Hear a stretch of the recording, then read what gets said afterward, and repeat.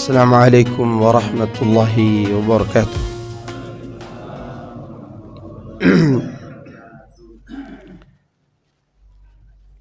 إن الحمد لله نحمده ونستعينه ونستغفره ونعوذ بالله من شرور أنفسنا وسيئات أعمالنا. من يهده الله فلا مضل له ومن يضلل فلا هادي له. وأشهد أن لا إله إلا الله وحده لا شريك له وأشهد أن محمدا عبده ورسوله صلى الله عليه وعلى آله وأصحابه أجمعين وسلم تسليما كثيرا. أما بعد. Jemaah sekalian, a'azani Allah wa iyyakum. Alhamdulillah, kita bersyukur kepada Allah Subhanahu wa taala yang telah mengumpulkan kita di Masjid Jabal Ar-Rahmah di daerah Viladago ini. Dan ini adalah merupakan kenikmatan yang sangat besar, karena berkumpul untuk melakukan sholat berjamaah di masjid di waktu subuh adalah sesuatu yang berat bagi mereka yang memiliki kemunafikan di dalam hatinya. Dan dahulu Rasulullah sallallahu alaihi wasallam bila beliau ingin mengecek siapa orang munafik dan siapa orang mukmin, beliau memperhatikan salat subuh. Karena salat yang paling berat bagi orang munafik adalah salatul fajr wa salatul isya. Salat subuh dan salat isya. Kemudian salawat dan salam semoga tercurahkan kepada Nabi kita yang mulia Muhammad sallallahu alaihi wasallam, kepada keluarganya, para sahabatnya, dan orang-orang yang senantiasa berjalan di atas sunnahnya sampai hari kiamat nanti. Sebelum kita menjelaskan apa yang akan kita jelaskan ini, mungkin sebagian bapak-bapak belum ada yang mengenal saya. Dulu sebelum pandemi saya sering ngisi di masjid ini, cuman kajian ibu-ibu jam 9 pagi. Ya, sering sekali saya datang ke sini. Ya. Namun sekali lagi kajian ibu-ibu dulu jam 9 pagi. Saya biasa dipanggil Mashkur Abu Mawaddah. Dan saya berasal di daerah Bima NTB sana. Dan sekarang saya tinggal di Sawangan, Depok. Dulunya tinggal di Telaga Kahuripan. Jadi kontraktor, maksudnya kontrak sana kontrak sini. Iya. Jadi mulai dari tahun 2012 sampai hari ini, berarti udah kurang lebih 10 tahun lebih lah tinggal di daerah Jabodetabek ini. Kegiatan setiap hari, alhamdulillah, saya mengajar tafsir sama kitab-kitab akidah dan beberapa kitab fikih yang instan. Maksudnya tidak ada pembahasan yang berbelit-belit di dalamnya, karena memang untuk para pemula fikihnya. Tapi sebelum itu saya sempat menjadi guru tajwid, karena dulu suara saya masih panjang dan masih bagus. Sekarang udah sering konser kayaknya, sering isi kajian jadi begini, apalagi khutbah Jumat. Dan mengenai sekolah saya, pendidikan terakhir pondok pesantren, dan saya memang dari dulu suka masuk di pondok pesantren yang belajarnya itu klasik, tidak akademik. Karena memang di pondok pesantren klasik itu mengandalkan hafalan dan menghabiskan kitab. Adapun akademik biasanya meringkas kemudian dijadikan buku. Kami tidak. Ya, kalau anak lebih suka pada pondok pesantren yang klasik. Maka oleh karena itu saya tidak punya titel. Ya, kalaupun dimasukkan titel mungkin ya SPDI gitu. Karena saya pernah kuliah juga, tapi ijazahnya saya tidak ambil. Ya, karena banyak sogok-sogok ketika ngambil ijazah itu. Ya, maka saya tidak ambil. Ya, untuk dapat ijazah harus bayar, padahal saya bisa juga untuk mendapatkan tanpa membayar. Ya udah, saya buang aja, enggak boleh. Karena enggak perlu saya hidup dengan itu. Mau dipakai orang terserah, kalau tidak juga tidak masalah. Buktinya hari ini kita bisa berkumpul di sini tanpa anak harus menyandang titel di sini. Iya. Bahkan saya pernah mengisi kajian, mengisi khutbah di daerah Bintaro itu. Kata DKM-nya, Ustadz tidak boleh isi khutbah di sini kecuali dengan titel. Kata saya, anak pulang aja. Atau disuruh ganti yang lain yang bertitel di situ. Kemudian si moderator atau bagian pengumuman itu mengatakan tidak menyebut titel, tapi menyebut Habib. Ternyata lebih tinggal Habib daripada titel. Ya, yang akan menjadi khatib dan imam hari ini adalah Al-Mukarram Al-Habib Ustadz Mashkur. Jadi ternyata Habib itu tidak ditolak karena mungkin titelnya lebih tinggi. Makanya banyak orang yang sedang dipanggil Habib, padahal hidung saya ini setengah mancung, tetapi dipanggil Habib. Fitnah luar biasa, fitnah doktrin ini luar biasa. Ya, sampai Anda bilang kalian telah berbohong kepada orang banyak. Saya tidak bertitel dan saya bukan seorang Habib. Hanya karena saya ingin dijadikan khatib sampai kalian berbohong. Sampai hari ini saya tidak pernah lagi khutbah di situ. Ya, jadi ini inisial saya.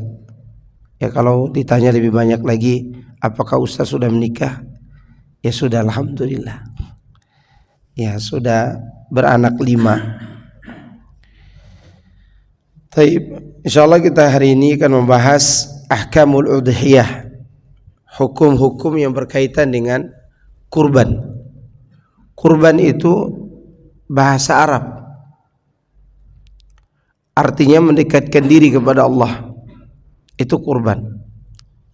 Dan kurban ini biasanya diistilahkan dengan udhiyah.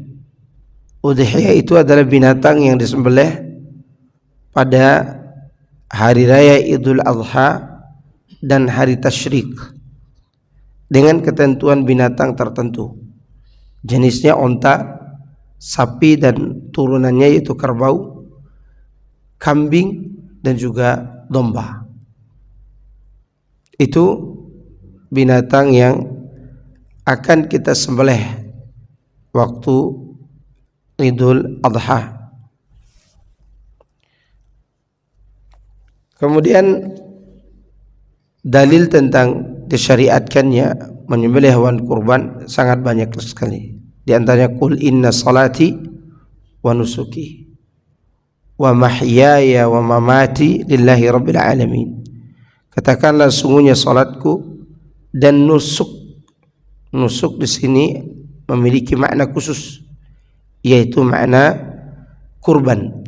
Karena nusuk itu arti asalnya ibadah secara umum. Ya, makanya umroh haji itu mengambil kalimat ini, manasik. Manasik karena kaitannya dengan ibadah. Nah, nusuk di sini berbeda penafsiran para ulama. Wa nusuki apa artinya? Apakah kurban atau ibadah secara umum? Yang benar adalah kurban. Menyembelih hewan kurban. Karena Allah sudah menyebutkan ibadah khusus juga sebelumnya. Qul inna salati. Katakan sungguhnya salatku. dan sembelihanku, hidup dan juga matiku hanya untuk Allah Rabb semesta alam. Allah juga berfirman, fasalli li rabbika wanhar, dan salatlah untuk Rabbmu dan menyembelihlah. Ini diantara dalil tentang masyru'iyahnya berkurban. Kemudian disebutkan juga ijma' para ulama tentang itu. Tidak ada khilaf di antara para ulama tentang kurban. Namun mereka berselisih tentang hukumnya, apakah dia wajib atau sunnah. Tentang disyariatkannya mereka sepakat, seluruh mazhab, seluruh ulama, ya. Sedangkan hukumnya, apakah dia wajib atau sunnah, nah di sini terjadi silang pendapat di antara mereka. Yang berpendapat akan wajibnya kurban ini adalah Al-Imam Abu Hanifah dan salah satu pendapat Imam Malik serta salah satu pendapat Imam Ahmad. Kalimat salah satu pendapat ini berarti mereka memiliki dua pendapat. Ini menunjukkan satu orang ulama berselisih dengan dirinya sendiri. Ini sudah hal yang wajar. Tidak seperti kita hari ini, kita berselisih sedikit udah bertengkar. Ya, udah bertengkar. Itu bertengkar sepanjang jalan. Dari rumah sampai ke kantor dibicarakan pertengkarannya. Mulai subuh tadi sampai nanti sore, belum selesai pula. Imam Ahmad memiliki dua pendapat tentang ini. Di antara pendapat beliau, salah satu pendapatnya adalah bahwa kurban itu hukumnya wajib. Dalam pendapat yang lain dia katakan sunnah muakkadah. Ya.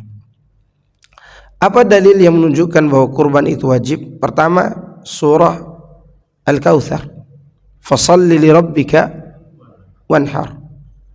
Di situ ada kalimat wa, ada huruf waw. Dalam bahasa Arab waw ini disebut dengan waw ataf yang dipakai untuk taswiyah, menyamakan status kalimat sebelum dan sesudah kata ini. Kalau sholat wajib berarti wanhar juga wajib, karena waw ini waw yang menyambung kata, tapi tidak sekedar menyambung kata, tapi menyamakan hukum. Kalau sholat 5 waktu itu wajib, maka wanhar, an-nahru itu juga wajib. Apa nahru? Penyembelihan. Fashalli li rabbika wanhar. Wanhar ini artinya dan sembelihlah untuk Rabb. Ini dalil yang dipakai oleh orang-orang para ulama yang mewajibkannya. Ya. Dalil yang lain dari sunnah Nabi sallallahu alaihi wasallam, bahwa Nabi sallallahu alaihi wasallam bersabda, "Man kana lahu sa'atun walam yudhi fala yaqrabanna musallana." Siapa yang memiliki kemampuan untuk berkurban dan dia tidak berkurban, maka jangan sekali-kali dia dekati tempat sholat kami ini. Perhatikan di akhir hadis ini, jangan mendekati tempat sholat kami ini. Ini adalah merupakan kalimat boikot. Rasulullah memboikot orang-orang yang tidak berkurban. Ini menunjukkan bahwa kurban itu wajib. Karena tidak boleh dalam agama memboikot orang yang tidak melaksanakan sesuatu yang hukumnya sunnah. Tidak boleh. Ya, misalnya ada orang yang tidak pernah melakukan sholat tahajud misalnya, tapi dia rajin sholat 5 waktu. Orang ini tidak boleh diboikot, tidak boleh dihindari, maksudnya begitu. Tidak boleh dilarang untuk bertemu dengan kita. Kenapa? Karena dia meninggalkan sesuatu yang sunnah. Tapi kalau dia meninggalkan sesuatu yang wajib, seorang yang meninggalkan sesuatu yang wajib, bisa saja dalam beberapa keadaan dia harus diboikot. Contoh, Ka'ab bin Malik ketika tidak ikut perang Tabuk itu diboikot karena dia tidak mengikuti sebuah perintah kewajiban. Nah, dalam Islam kalimat boikot ini tidak pantas ditujukan kepada suatu atau seorang yang meninggalkan amalan yang hukumnya sunnah, tapi ditujukan kepada seorang yang meninggalkan amalan yang hukumnya wajib. Nah, kalau Nabi memboikot orang yang tidak mau berkurban, berarti kurban itu wajib apa sunnah? Wajib. Ini pendapat yang pertama. Saya kira ini pendapat yang kuat dalam hal ini. Ada yang berpendapat kurban itu sunnah muakkadah bagi mereka yang mampu. Di antaranya pendapat Al-Imam Syafi'i dan salah satu pendapat Imam Ahmad dan Imam Malik. Ya. Dan yang berpendapat wajib Abu Hanifah tadi tidak hanya ulama mazhab yang terkenal, tapi juga Al-Imam Al-Auza'i, ya, dan yang lainnya. Mereka berpendapat wajib. Tapi saya kira untuk kehati-hatian kita tidak boleh meninggalkan kurban ini kalau kita mampu, karena khawatirnya adalah wajib. Kalau wajib kita bisa berdosa meninggalkannya. Ya. Terkadang kita ini sulit untuk berkurban itu. Lebih mudah membeli HP yang harganya 5 juta daripada patungan 2.700.000 atau 3 juta. Ya kan? Padahal itu adalah merupakan ibadah yang sangat mulia di bulan Dzulhijjah ini selain haji dan umrah, yaitu menumpahkan darah hewan. Ya. Ini mengenai hukum. Kalau Bapak bertanya, Ustadz mana yang rajih? Saya tetap berpendapat wajib, karena kekuatan dalilnya sangat kuat. Fasholli li rabbika wanhar. Waw di sini waw yang sangat kuat, kecuali ada dalil yang memalingkannya kepada hukum sunnah. Mungkin sebagai bapak-bapak pernah pelajari bahwa itu sunnah muakkadah. Iya, karena itu memang pendapat dalam mazhab Asy-Syafi'i. Pendapat mazhab Syafi'i wajar, karena memang sebagian besar umat Islam di Indonesia mengikuti mazhab Asy-Syafi'i, dan itu tidak tercela. Untuk kita yang taklid tidak tercela. Untuk kita yang tidak sanggup membahas hadis dhaif, hadis lemah, usul fikih, qawaidul fiqhiyah, kemudian usul tafsir dan yang lainnya, maka mentaklid kepada suatu yang ada nasnya tidak masalah. Ya. Namun untuk kehati-hatian, bapak-bapak yang memiliki kemampuan, jangan tinggalkan amalan yang luar biasa ini. Nabi Ibrahim alaihissalam, saking pentingnya masalah ini, dia hampir menyembelih siapa? Ismail. Kalau kurban itu sunnah, tidak mungkin akan disuruh menyembelih anaknya sendiri ketika tidak ada binatang. Kalau kurban itu apa? Sunnah. Bukankah boleh meninggalkan sesuatu yang sunnah ketika kita tidak sanggup? Nabi Ibrahim alaihissalam disuruh menyembelih anak semata wayangnya, berasal dari siapa? Istrinya bernama Hajar, dan baru punya anak waktu itu. Belum tahu apakah Ishak akan terlahir atau tidak. Tapi subhanallah, dia diuji dengan itu dan Nabi Ibrahim mau menyembelihnya. Kira-kira masihkah kita berpikir itu hukum sunnah? Anak loh yang mau disembelih ini.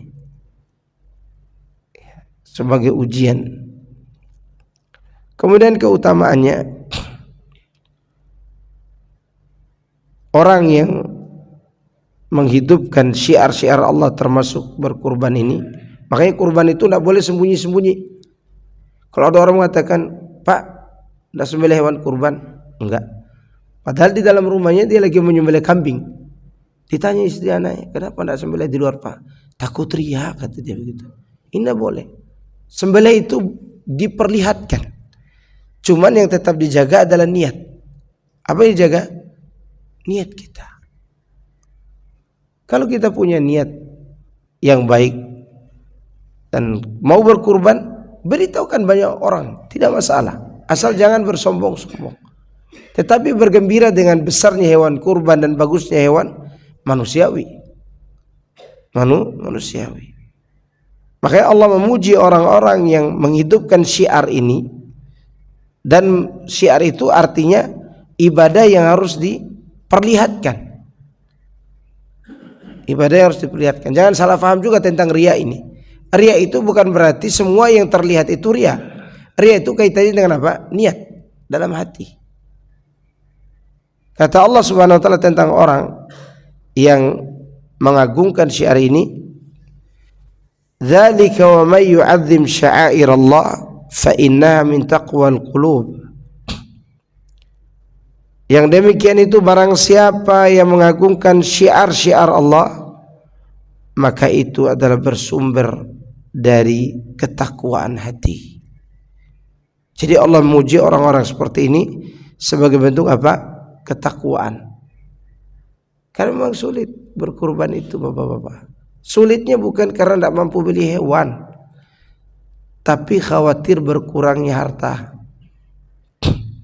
Saya melihat contoh di sebagian daerah, kalau untuk ritual kesyirikan, karena itu tidak ada kaitannya kurban untuk Allah, tapi kurban untuk berhala-berhala dan tempat-tempat keramat, orang berani menyembelih 1 ekor sapi 1 orang.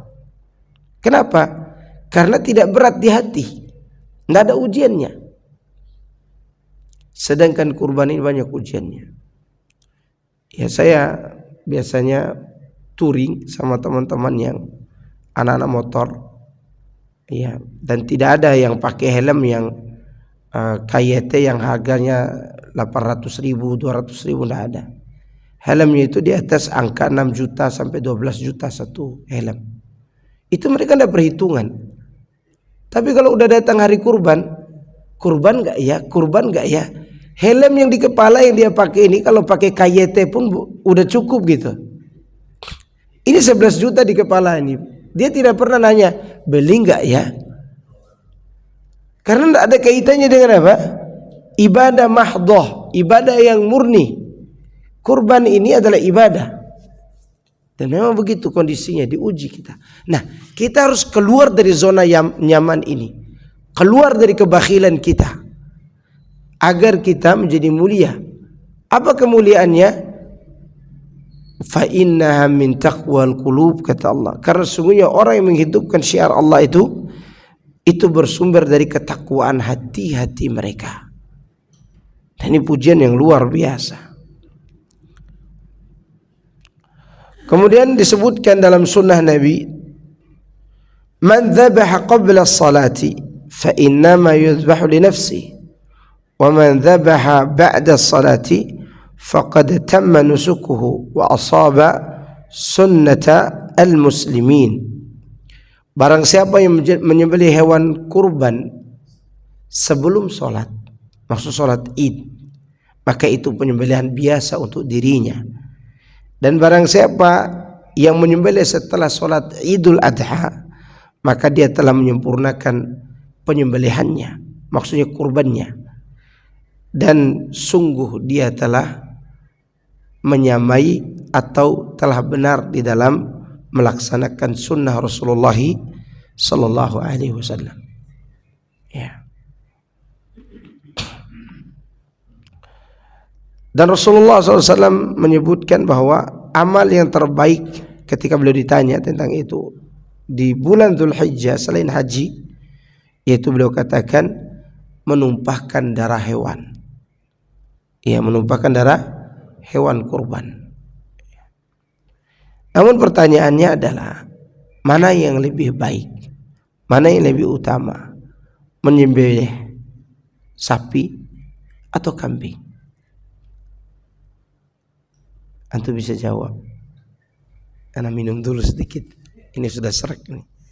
Mana yang lebih utama, sapi atau kambing? Nggak, kita tidak bicara onta karena kebun binatang dan mengizinkan kita. Ya, kalau mau onta silakan ke Palestina untuk mengirimkan bantuan. Iya, yang lebih utama onta, oke. Yang lebih utama onta, betul. Saya sengaja menyebut sapi sama kambing itu karena memang di sini hanya sapi dan kambing.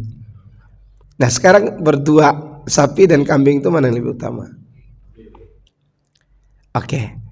Kalau statusnya masing-masing satu orang satu hewan, maka yang satu orang satu sapi lebih utama daripada yang satu orang satu kambing. Bagaimana kalau satu sapi 7 orang? Satu sapi 7 orang dengan 1 orang 1 kambing, mana yang lebih utama? Oke, kambing. Maka disinilah para ulama berselisih. Kalau mayoritas masyarakat menganggap daging sapi lebih enak daripada daging kambing, maka utamanya patungan 1 ekor sapi. Bukan berarti tidak boleh kambing, kita bicara lebih utama.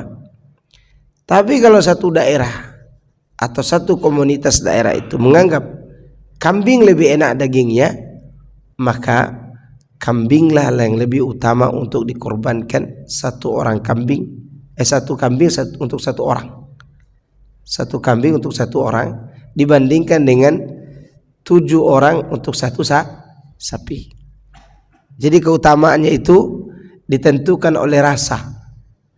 Kalau di komunitas orang-orang kampung Melayu karena banyak orang Arab, biasanya mereka suka makan kambing daripada apa?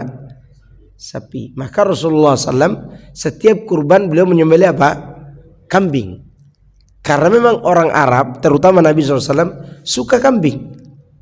Nah sekarang orang Pamulang ini lebih suka daging sapi atau daging kambing? Nanti di rolling aja, di rolling ya, kambing atau sapi. Ya. Itu dari satu sisi. Sisi yang kedua, dan sisi ini tidak begitu utama daripada yang pertama. Dilihat daripada jumlah daging yang akan dibagikan. Karena di antara bagian daging itu ada untuk fuqara dan masakin. Ya. Saya pernah menyembelih sendiri 2 ekor kambing dengan patungan sapi untuk 7 orang. Tentu pembagian daging sapi jauh lebih banyak daripada pembagian daging apa? Kambing. Nah, itu dipikirkan nanti ya. Tapi kalau ditanya apakah boleh dua-duanya? Memang dua-duanya boleh. Sapi dan kambing itu. Taib. Ini mengenai keutamaan saja, tidak menafikan yang lain. Hikmah. Apa hikmah di balik kurban ini? Pertama, untuk menghidupkan kembali sunnah Nabi Ibrahim alaihissalam, di mana yang pertama kali diperintahkan untuk berkurban itu adalah Nabi Ibrahim. Maksudnya kurban dengan menyembelih hewan. Ya, kemudian yang kedua sebagai bentuk syukur kita kepada Allah Subhanahu wa ta'ala atas nikmat hewan. Ya, atas nikmat hewan. Yang ketiga, dalam perkara tersebut ada hubungan yang terjalin antara orang-orang satu orang keluarga dengan anggota keluarganya, kepala keluarga dengan siapa? Anggota keluarganya, dan juga orang-orang miskin. Karena daging ini boleh dimakan sendiri, dihadiahkan, dan diinfakkan. Perhatikan ya, makan sendiri berarti sahibul kurban. Dihadiahkan berarti tidak mandang bulu, mau kaya, mau miskin, agamanya juga agama lain boleh dikasih, karena dia apa? Hadiah. Boleh dikasih. Yang ketiga, diinfakkan, disodakohkan, berarti ini untuk orang-orang fakir, miskin. Yaitu daging tersebut. Penentuannya apa? Berapa penentuan? Sepertiga. Ini penentuan yang saya kira belum ada dalil yang jelas. Ya, sepertiga untuk yang punya, sepertiga untuk hadiah. Sebenarnya ini belum ditemukan hadis yang jelas. Para ulama berpendapat sekebutuhan saja. Sekebutuhan saja. Itu mengenai pembagian hewan kurban itu. Nanti insyaallah akan dibahas. Kemudian syarat berkurban. Kurban ini memiliki beberapa syarat, dan syarat ini ada macam-macam. Ada syarat jenis hewan, ada syarat umur, ada syarat waktu.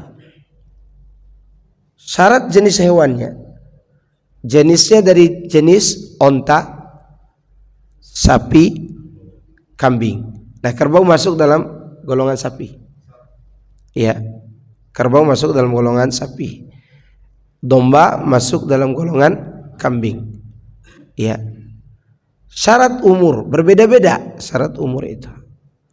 Kalau onta harus sempurna 5 tahun. Minimal umurnya berapa? 5 tahun. Sedangkan sapi minimal 2 tahun. Tidak boleh kurang dari 2 tahun.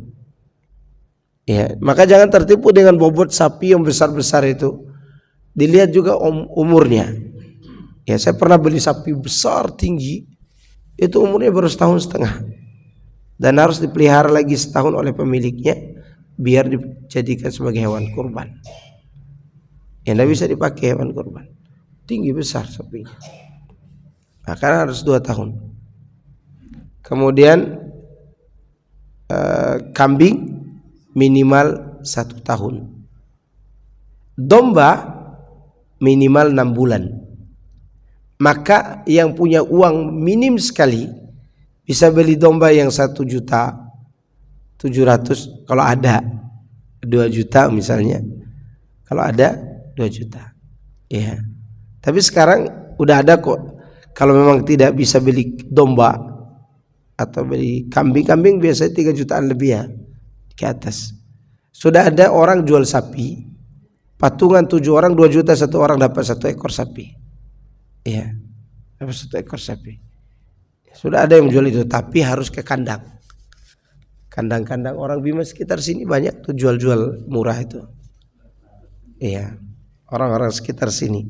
Mungkin bapak-bapak ndak punya, nanti saya coba berikan linknya. Di sekitar sini banyak.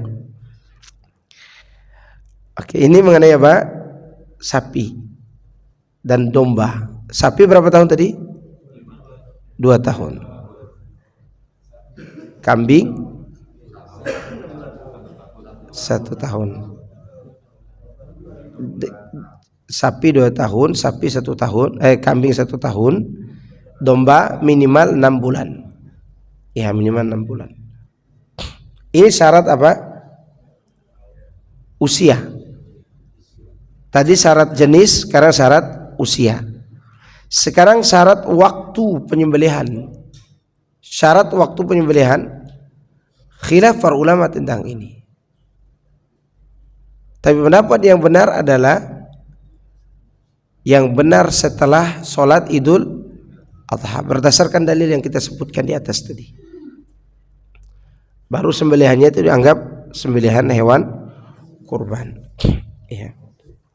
Syarat yang keempat, berarti tadi syarat ketiga, keempat, syarat cacat.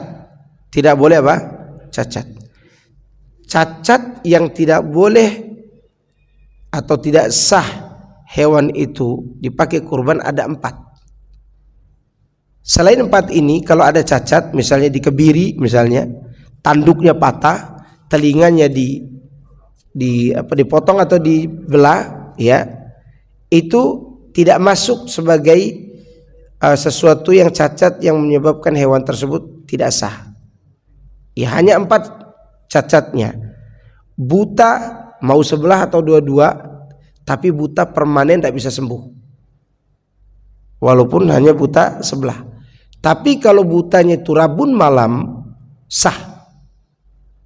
Karena ada binatang, saya ini mengembala dari kecil. Iya, hanya ke kota aja gaya-gaya kayak gini. Waktu di desa saya pengembala. Iya. Jadi ada hewan itu rabun malam tidak bisa lihat. Kalau sudah masuk sore itu udah perlu dibimbing hewan itu. Tapi kalau udah pagi matahari ada, dia bisa melihat. Yang ini boleh dipakai. Yang dimaksud dalam hadis itu yang butanya jelas sulit untuk disembuhkan. Itu pertama. Yang kedua, patah tulangnya, patah kakinya, atau pincang nggak bisa sembuh. Yang ketiga yaitu kurus tak bersumsum. Biasanya itu binatang yang udah tua. Ya, binatang yang udah tua. Beda dengan bapak-bapak. Semakin tua seperti kelapa, semakin apa? Bagus santannya. Kalau hewan, dia semakin tua itu semakin tidak bersumsum. Yang keempat yaitu berkaitan dengan sakit yang tidak bisa sembuh. Seperti apa misalnya yang tidak bisa sembuh? Mungkin PMK kalau tidak segera divaksin. Ya, PMK itu salah satu penyakit yang sulit sembuh. Nah, namun 4 aib ini kalau muncul setelah kita menentukan hewan kurban dan sudah masuk 1 Dzulhijjah, lalu muncul aibnya, tadinya ini hewan sempurna. Kita akhirnya di bulan tanggal 1 Dzulhijjah tentukan kambing ini saya mau pakai kurban. Ini sehat, tidak ada aib satupun, tidak ada aib ini. Lalu di perjalanan sampai hari H, dia sakit-sakitan atau patah kakinya, maka dia sah dipakai berkurban. Kenapa? Karena kita sudah tentukan sebagai hewan kurban dan dia sudah masuk dalam syarat tadi. Beda halnya hewan ini, karena ada 3 ekor punya bapak, niatnya mau jual 2 ekor, tapi belum ditentukan mana yang dijual, mana yang dipakai kurban. Kapan ditentukannya? Dekat-dekat hari kurban nanti, dekat-dekat penyembelihan. Qadarullah Hamin 2 ekor laku. Oke, 2 ekor laku kambing ini. 1 ekor ini belum ditentukan, tiba-tiba patah kakinya, maka ini tidak boleh dipakai berkurban. Kenapa? Karena belum ditentukan dari awal tanggal 1 Dzulhijjah. Kenapa saya bahas ini? Karena biasanya bapak beli sapi dari daerah tempat lain, ada sebagian keadaan sapi turun dari pick up atau truk, patah kakinya, lalu kena was-was, aduh, di mana cari gantinya ini, kan gitu kan? Apakah sah tuh sapi dipakai untuk berkurban? Sah. Kenapa? Karena sudah ditentukan kan. Bapak pergi beli ke kandang udah ditentukan kayak itu. Untuk apa tuh hewan pergi beli? Nggak mungkin untuk bajak sawah. Berarti itu sudah masuk sebagai hewan kurban yang sah untuk dipakai berkurban. Jelas sampai sini? Ini saya jelaskan karena jarang orang mau menjelaskan ini. Taunya patah kakinya udah tidak dipakai kurban. Ketika Anda membanting hewan itu, apa Anda tidak tahu kalau salah satu kakinya juga mungkin bisa patah? Iya enggak? Apalagi membantingnya itu main keras, udah bisa patah kakinya. Ya, jadi kalau sudah ditentukan sebagai hewan kurban ketika masuk 1 Dzulhijjah, maka hewan ini konsekuensinya pertama udah tidak boleh dijual, haram hukumnya dijual, karena sudah ditentukan sebagai hewan kurban. Ya.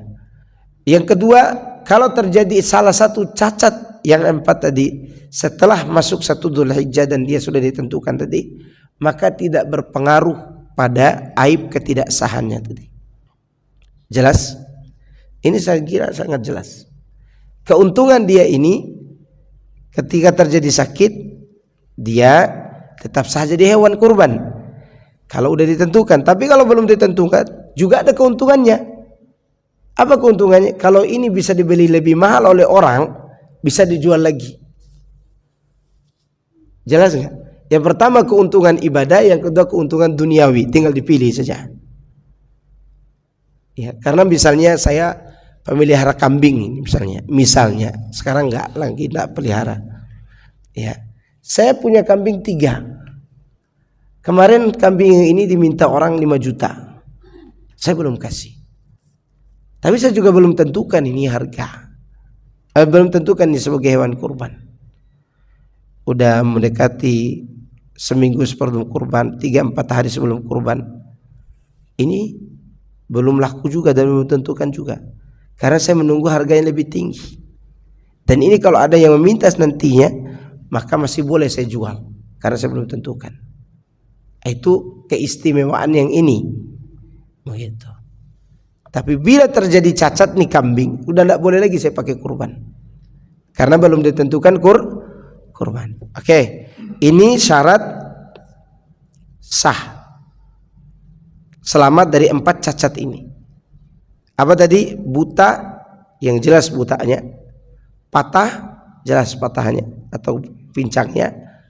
Sakit yang tidak mungkin disembuhkan, artinya tidak bisa disembuhkan sampai hari H, sampai penentuan. Yang kelima, yang keempat, kurus atau udah tua, tidak ada sumsumnya. Yang keempat ini ada yang salah faham tentang ayat Allah, la yanalallaha luhumuha wala dima'uha walakin yanaluhu taqwa minkum. Tidak sampai kepada Allah daging dan darah hewan itu, tapi yang sampai takwa dari hati kalian. Ada yang salah faham tentang ayat ini sehingga dia beli hewan kurus. Kenapa kau beli yang kurus? Kan tidak sampai kepada Allah daging dan darahnya.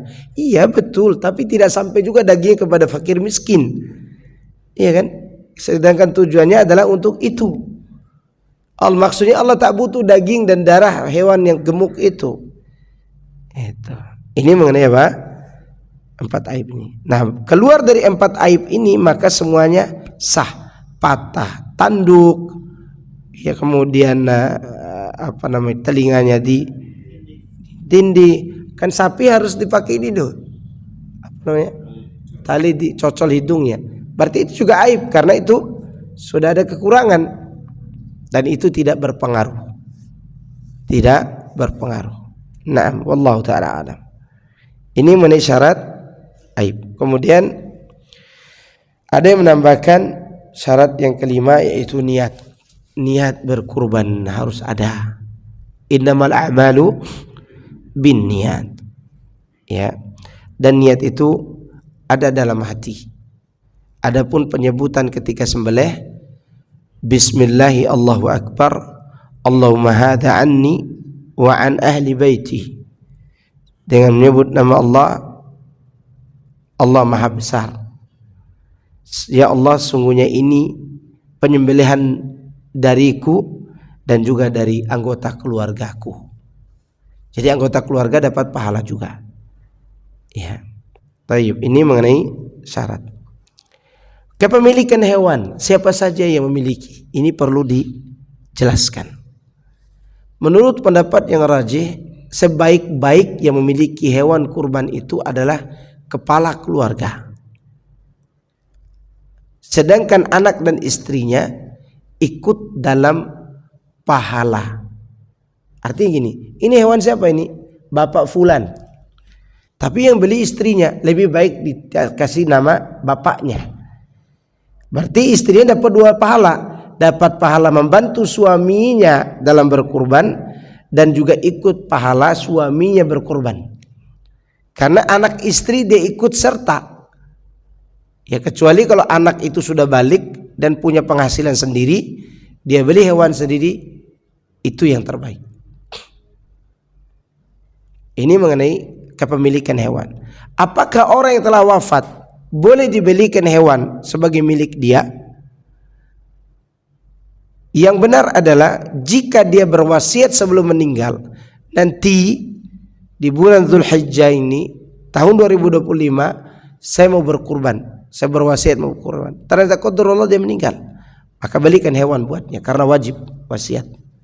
Tapi kalau tidak berwasiat, meninggalnya udah lama, kita belikan kambing buat dia, maka ini sebaiknya dihindari karena tidak pernah dilakukan oleh Rasulullah SAW. Beliau punya istri tercinta namanya Khadijah. Beliau tidak pernah belikan kambing buat Khadijah. Tapi dalam urusan pahala boleh menyertakan orang yang sudah wafat. Misalnya saya sudah meninggal ibu saya katakan Allahumma hadha anni wa an ahli baiti wa an ummi. Ya Allah, ini ke hewan kurbanku dan juga anggota keluargaku dan ibuku yang telah wafat. Dalam penyertaan pahala boleh. Boleh. Karena dia tidak berwasiat tadi. Ini mengenai kepemilikan hewan. Ya. Siapa yang berhak menyembelih? Ya, lebih afdolnya sih yang punya hewan. atau salah satu dari 7 anggota sapi tadi. Satu sapi tadi. Itu yang satu orang aja yang menyembelih. Jangan 7-7-nya. Iya. Satu orang. Dia yang menyembelih. Itu lebih afdal. Kalau tidak bisa, suruh orang yang bisa menyembelih. Tapi ingat, hindari orang yang tidak sholat ketika menyembelih. Anda sedang beribadah mahdhah ini, ibadah yang disandingkan dengan sholat. Disuruh orang yang tidak sholat yang menyembelih. Ajib gitu. Dalam mazhab Hambali, ini mazhab Hambali, walaupun saya tidak sepakat dengan pendapat ini. Dalam mazhab Hambali, sembelihan orang yang tidak sholat haram hukumnya. Karena orang yang tidak sholat lebih jelek dari orang Nasrani dan Yahudi. Menurut mazhab siapa? Hambali.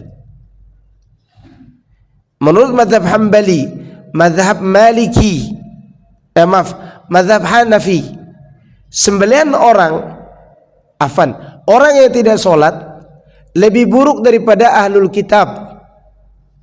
Maka sembelihannya juga lebih buruk dari sembelihan siapa? Ahlul kitab. Kenapa? Karena kafirnya ahlul kitab, kafir yang merusak kitab. Kitabnya pernah diturunkan dari langit. Sedangkan menurut mazhab Hambali, kafir orang yang sholat, dia kafir murtad. Dan kafir murtad lebih jelek daripada apa? Orang ahlul kitab. Maka penyembelihannya menurut mazhab Hambali tidak sah alias haram hukumnya. Tapi dalam mazhab Syafi'i dirinci. Dan ini yang saya pegang. Dirinci orang yang tidak sholat itu. Kalau dia tidak sholat, mengatakan sholat tidak wajib, dia juga murtad. Karena dia yakini sholat tidak wajib. Kalau dia tidak sholat karena malas tapi terkadang sholat, ini sah penyembelihannya. Namun orang ini lebih buruk dari pezina, lebih buruk dari pembunuh, lebih buruk dari koruptor. Kenapa? Karena dia meninggalkan sholat.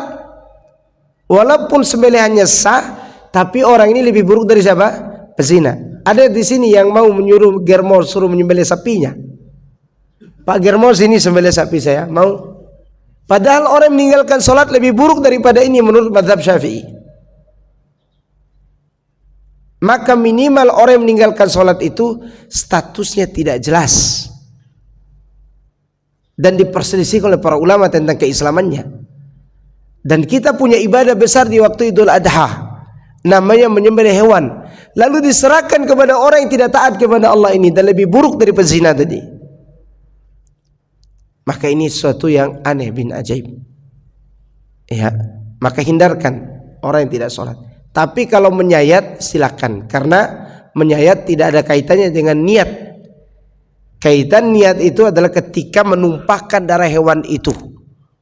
Begitu. Menumpahkan darah hewan. Ini mengenai hukum-hukum yang berkaitan dengan orang yang menyembelihnya. Sampai kapan, dari kapan dan sampai kapan menyembelih itu waktunya?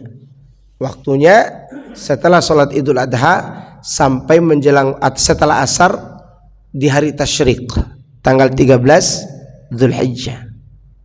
Ya. Setelah Idul Adha, sholat Idul Adha, dan setelah asar sampai setelah asar tanggal 13 Dzulhijjah hari tasyrik. Ini waktu-waktu menyembelih. Maka bapak-bapak yang belum punya uang untuk menyembelih hewan kurban di tanggal 10 Dzulhijjah, ternyata adanya di tanggal 12, maka boleh langsung beli.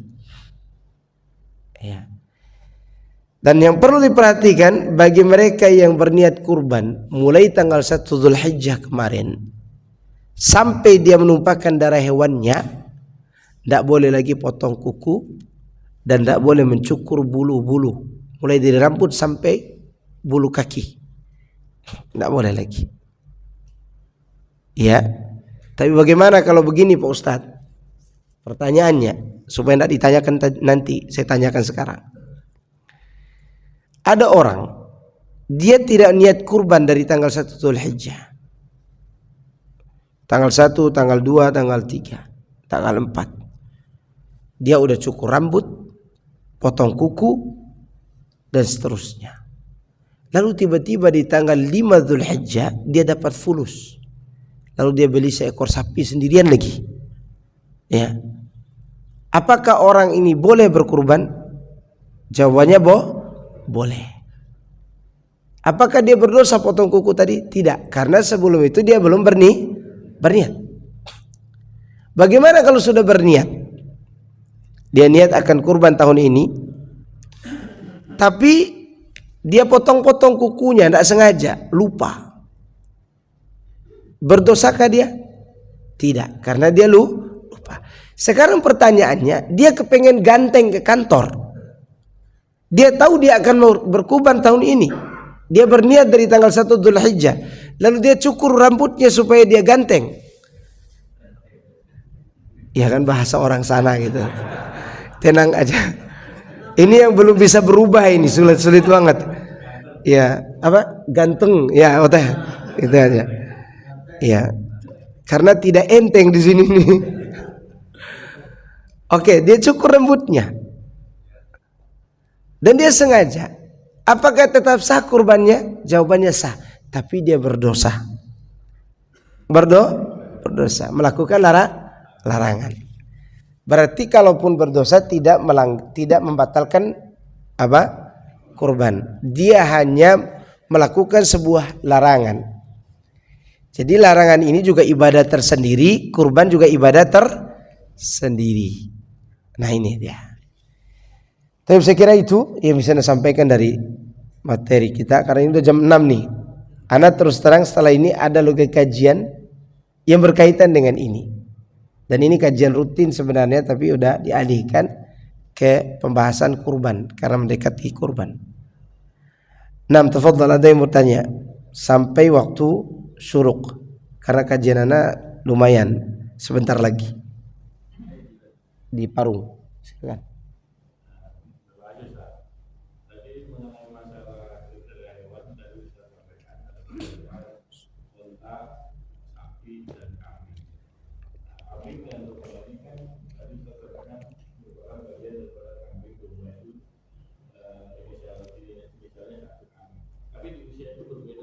Iya. Ada dalilnya. Rasulullah SAW menyampaikan hal itu. Karena dia ada dalilnya. Kalaupun kerbau itu tidak ada dalilnya. Karena dia mirip dengan sapi, dalilnya adalah kias. Dikiaskan ke sapi, kerbau itu.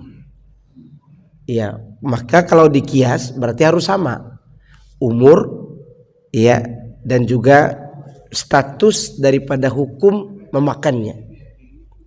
Ya. Sedangkan kambing dan domba itu bukan kias sebenarnya. Hanya jenisnya yang sama, tapi dalilnya ada. Kambing 1 tahun, domba 6 bulan. Udah sah. Kalau tidak ada dalil itu, maka dia harus ikuti umur siapa? Umur apa? Kambing. Oke. Oke, ada lagi? Silahkan bertanya. Waktu syuruk jam berapa? Tadi udah lewat berarti. Nggak apa-apa, ada yang mau bertanya silakan. Kuda tidak boleh, karena sudah ditentukan jenisnya. Kata orang sih yang paling enak dagingnya kijang. Mendoyan ya, rusa ya, rusa. Kuda, tapi banyakkan sapi, Pak. Iya, di Bima itu kuda ya betul banyak, tapi yang menjadi motonya adalah tempat 1.000.000 sapi. Banyak banget. Maka kerbau sulit datang dari Bima ke sini. Populasinya udah mulai habis.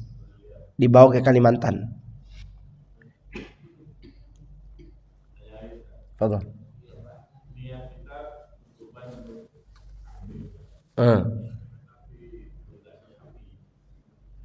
Nggak apa-apa. Yang dilihat itu niat kurbannya. Berubah ke sapi atau kambing itu bukan urusan. Sebenarnya saya hari ini juga berniat mau kurban sapi, kurban kambing. Tapi ada beberapa yang menawarkan kemarin, ada yang melelang sapinya, ada yang sampai 10 juta lelang sapinya ke saya, dan umur udah 2 tahun.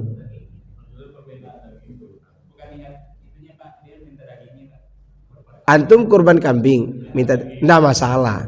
Enggak masalah. Enggak masalah. Berarti antum tuh mendapat bagian hadiah dari orang lain. Tidak makan hewan sendiri, enggak apa-apa. Sah-sah aja. Saja.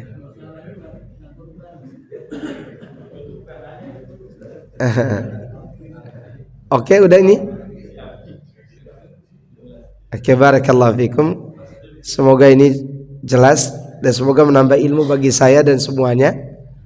Dan semoga Allah Subhanahu wa taala menerima niat baik kita untuk berkurban di tahun ini. Dan semoga kita semua bisa pergi haji tahun depan. Saya tidak mengatakan tahun yang akan datang, tahun depan. Iya, dan itu doa dan niat itu tidak ada yang bisa menolaknya kecuali Allah yang menentukan. Akhir-akhir ini Anda pernah dengar seorang bernama Amir ya? Ya, yang tidak Amir ya, Al-Qaddafi. Amir Al-Qaddafi yang 3 kali pesawat bolak-balik gara-gara dia. Di paspornya itu ada Qaddafinya ya, mungkin ya, itu mungkin. Karena paspornya itu ada dianggap sebagai suatu pelanggaran kejahatan. Nama kejahatan gitu. Dia tidak mau pulang. Kata orang pulang dari bandara, enggak. Saya tidak akan pulang sampai saya pergi haji, kata dia. Pesawatnya pulang. Baru naik, take off, landing lagi. Iya. Kata bagian maskapainya ada kesalahan teknis. Diperbaiki, udah take off lagi. Balik lagi. Yang akhirnya kapten mengatakan tidak usah diperbaiki ini pesawat. Orang yang tidak jadi naik suruh naik. Akhirnya dia pergi haji sekarang dan dia kloter terakhir. Jadi tidak ada yang tidak mungkin bagi Allah. Tidak ada yang tidak mungkin bagi Allah. Kalau Allah mengundang kita tahun depan, insya Allah kita akan berangkat. Berapa banyak orang sekarang yang sudah pesan hotel ratusan juta dan jadi berangkat karena belum dipanggil oleh Allah Subhanahu wa taala. Yang kita tunggu itu adalah undangan. Tapi uangnya tidak ada Pak Ustadz. Siapa tahu bapak-bapak besok lusa Allah kasih uang masing-masing tidak banyak, 6 miliar satu orang. 6 miliar itu tidak banyak dibandingkan yang korupsi 300 triliun. Iya enggak? Jelas? Subhanakallahumma wa bihamdika asyhadu an la ilaha illa anta astaghfiruka wa atubu ilaik. Assalamualaikum warahmatullahi wabarakatuh.